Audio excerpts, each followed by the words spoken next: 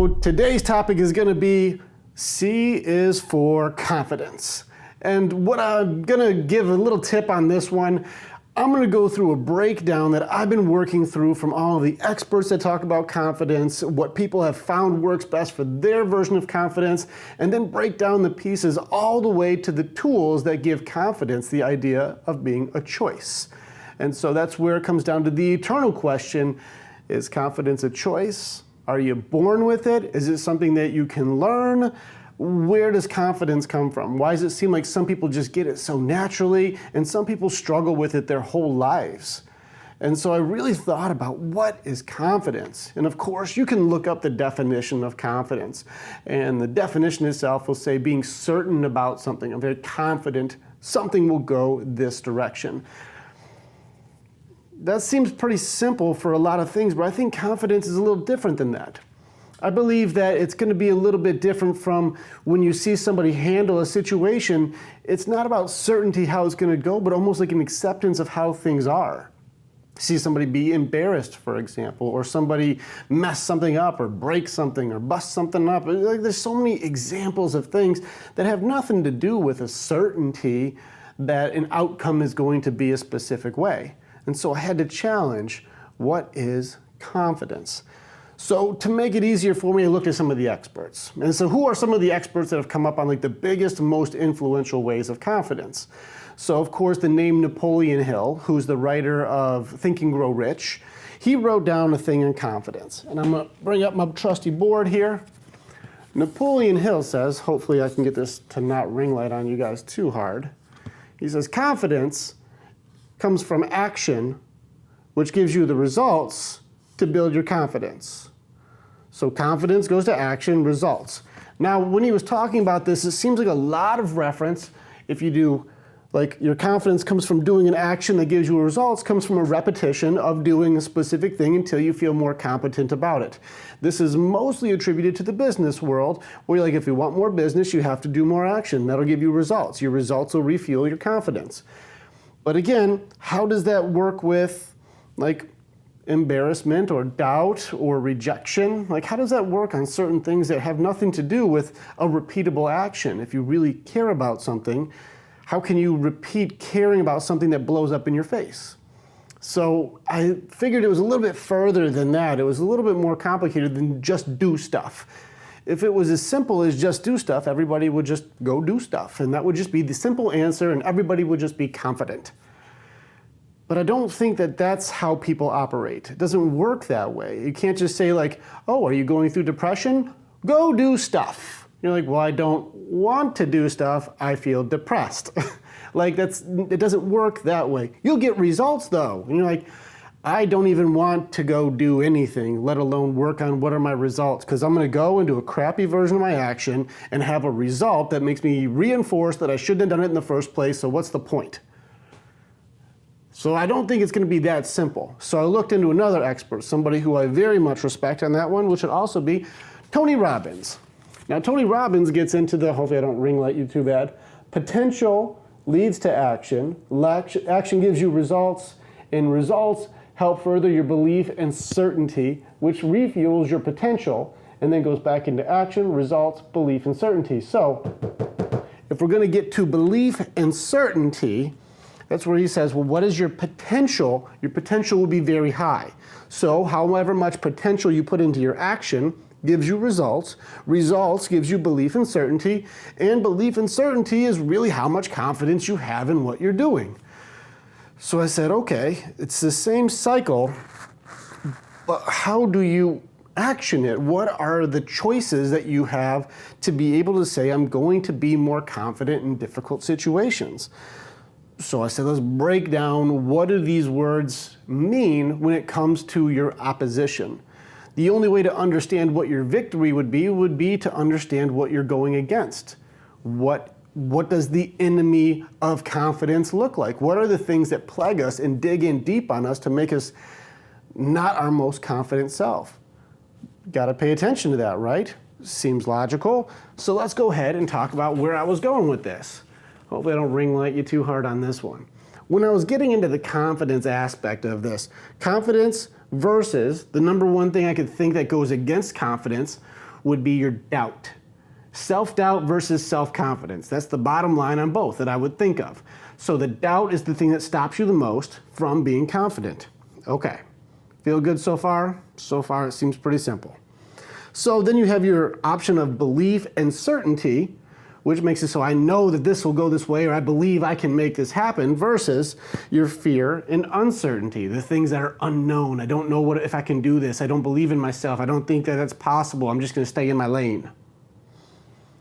Then you got the idea of people who are super confident how they can move on from something really quickly. Like, oh, this bad thing happened, and they go, okay, let's go get some chicken. And they're like, oh, okay, sure. Like, they're like fine very quickly, versus the people who will hold on to an event for years and years and years and not let go of that, which reinforces their fear, uncertainty, and doubt continuously by reliving a negative moment instead of having that confident, screw it, let's move on.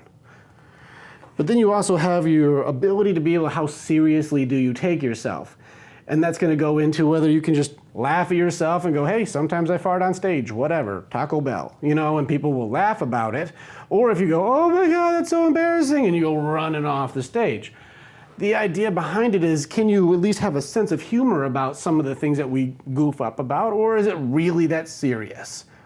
So I started breaking down these pieces going, how can I go action results confidence for some of these moments where somebody is doing specific things?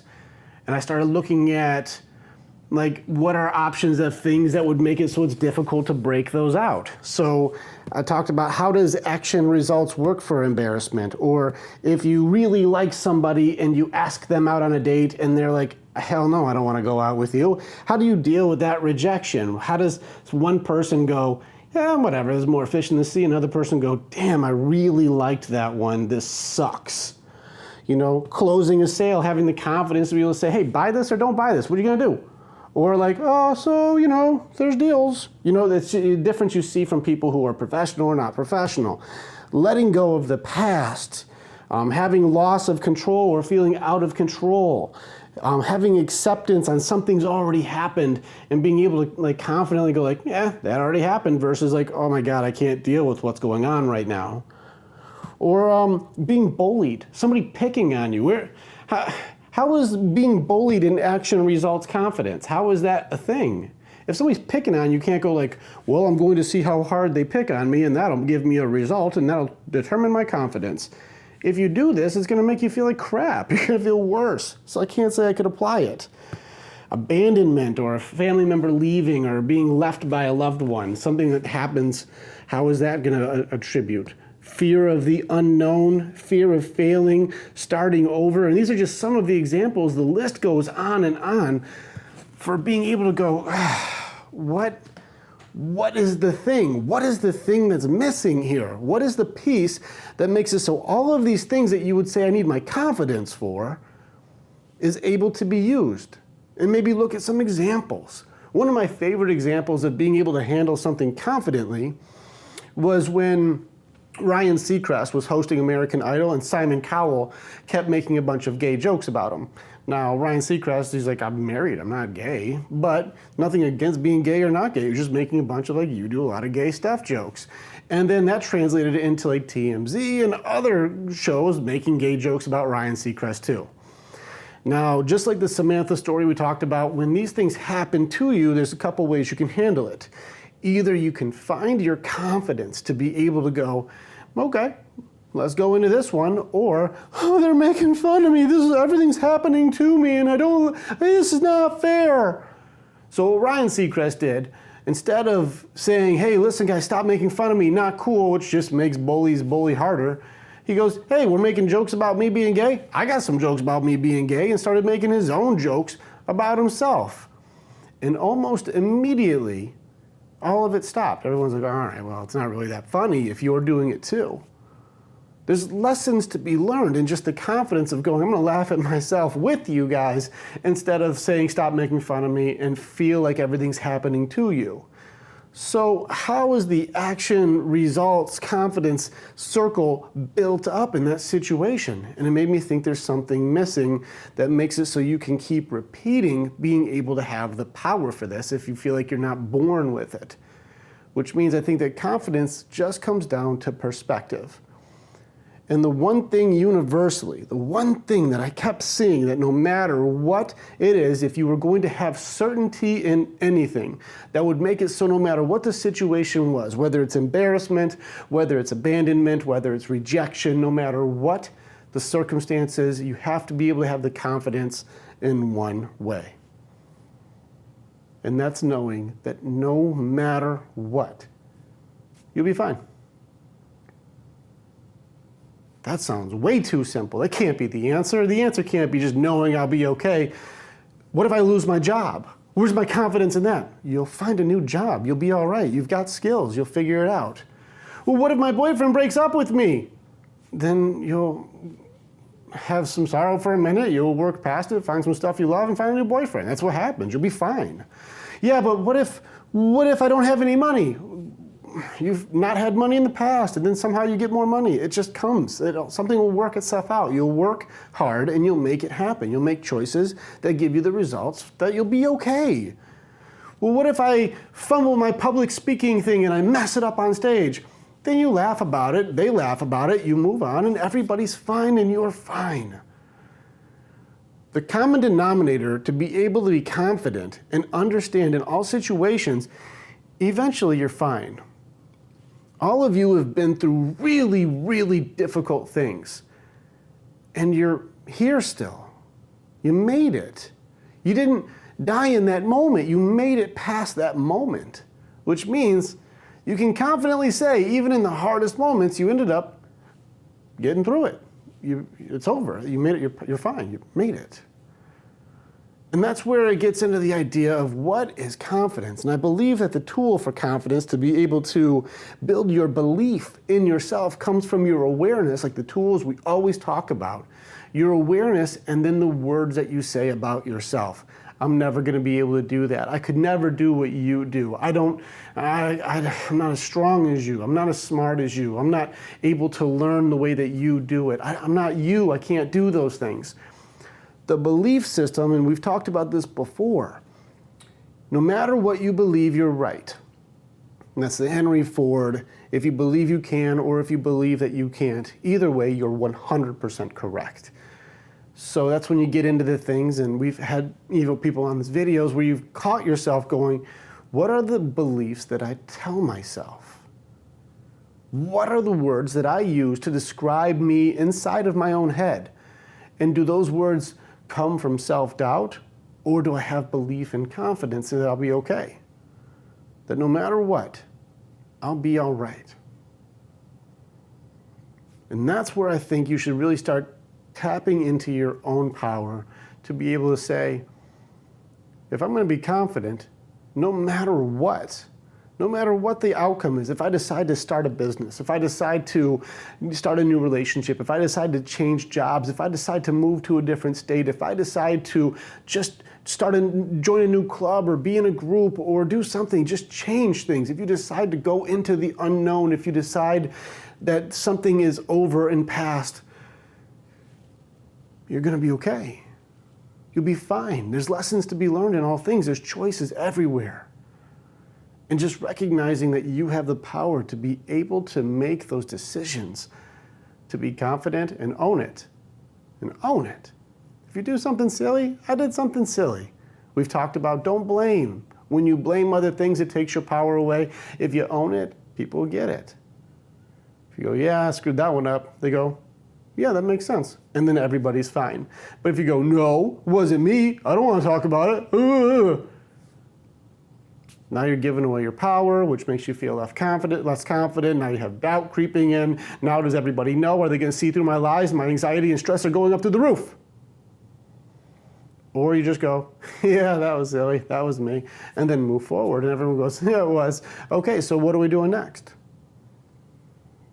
Confidence, I believe, is a choice. It takes practice, just like all things. But the awareness, number one, is that no matter what you're doing, somewhere down the road, you're gonna be just fine. And we talked about fear and those things where people really are so caught up in their own stuff that they're really not sticking with yours as long as you think. So, screw it. Move forward. Let's go. Because your confidence is going to make it so you can go into so many crazy, fun, amazing experiences, great adventures, and be able to say, I fully lived my life because I knew that I'd be okay no matter what scenario I was going to try out. I believed in myself. I had certainty of one thing, I'd be okay. So I would love to hear you guys challenge it. Watch this video over again and listen to the pieces of it because I know it's complicated, but it's all so simple. There's a lot of things that I talked about and there's way more that I could have gotten into, but I try to keep these videos around the 15-minute mark. And making it so that you can say, at the end of all of the things I've been through, all the things I've seen, all the things I know, am I gonna be okay? And if you believe it, then yes. And if you don't, you're still right. All right, guys, thanks for watching the video and keep up on the next stuff. I will send you guys this out and more questions and stuff to go along to see like if you can break down into your own version of being able to see, no matter what happens, I can be confident knowing that I'll be all right. All right, thanks guys.